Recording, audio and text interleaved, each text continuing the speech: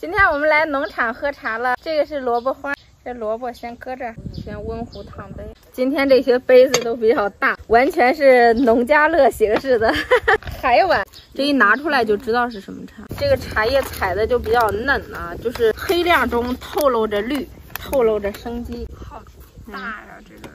对。蛮砖是大叶种，清新的气息。它这个汤色，这因为不是透明的哈，白瓷的，其实它这个汤色是很黄亮的。这都是随手泡烧的水温不够。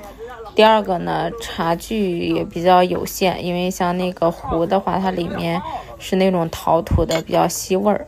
请喝茶，真正的香气啊、滋味啊没有完全出来。今年的蛮砖，喝一下。这个是杯子不分吧？不分，随便用。第一开始对自己选。哇，很鲜。